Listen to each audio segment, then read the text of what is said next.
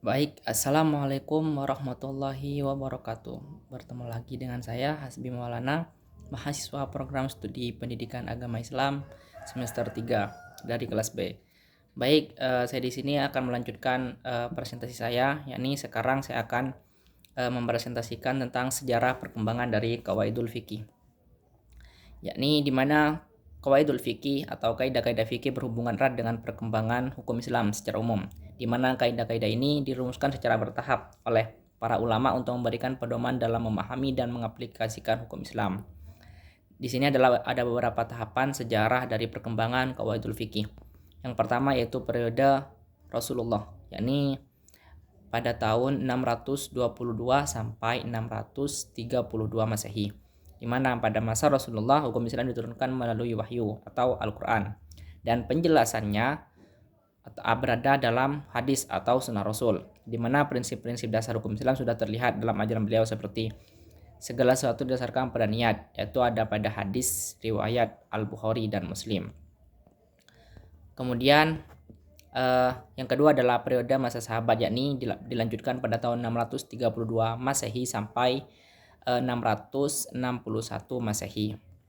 Ini setelah wafatnya Rasulullah, para sahabat menghadapi berbagai persoalan hukum yang baru muncul seiring dengan perluasan wilayah Islam, di mana mereka menggunakan prinsip-prinsip hukum yang bersifat umum untuk menyelesaikan masalah, seperti istihsan, maslahah mursalah, dan lain sebagainya.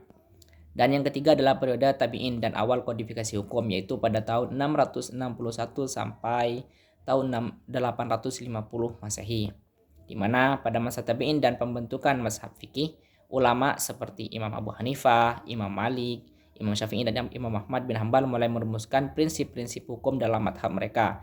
Prinsip-prinsip ini menjadi cikal bakal Qawaidul Fiqih, di mana Imam Abu Hanifah banyak menggunakan kias atau analogi dan istihsan dalam hukum. Imam Syafi'i dalam kitabnya Ar-Risalah menyusun dasar-dasar usul fiqh yang menjadi landasan bagi kaidah fikih. Dan pada periode ini, prinsip-prinsip umum mulai diformulasikan meskipun belum menjadi kaidah-kaidah yang terpisah. Dan yang keempat adalah periode pertengahan Islam, yaitu pada abad ke-9 hingga ke-13 Masehi, di mana pada masa ini kaidah fikih mulai dirumuskan secara sistematis oleh para ulama. Beberapa karya penting dalam perkembangan Qawaidul Fiqih ada Imam Al-Karki, yaitu menulis kaidah fikih dalam mazhab Hanafi, dan Imam Al-Qarafi dalam kitabnya Al-Furuq yang menjelaskan perbedaan kaidah-kaidah hukum. Dan yang terakhir adalah periode klasik hingga modern atau abad ke-14 hingga sekarang, di mana pada periode ini penyusunan Qawaidul Fiqih semakin berkembang dan struktur beberapa karya monumental lahir. Ada karyanya Imam As-Suyuti, ada Imam Ibnu Nujaim, yakni kitab Al-Ashbah wa An-Nazir. Dan pada masa modern, Qawaidul Fiqih terus dikembangkan untuk menjawab tantangan zaman, seperti dalam hukum ekonomi, syariah, fatwa, dan kontemporer. Mungkin hanya itu dari saya, kurang lebihnya mohon maaf. Wassalamualaikum warahmatullahi wabarakatuh.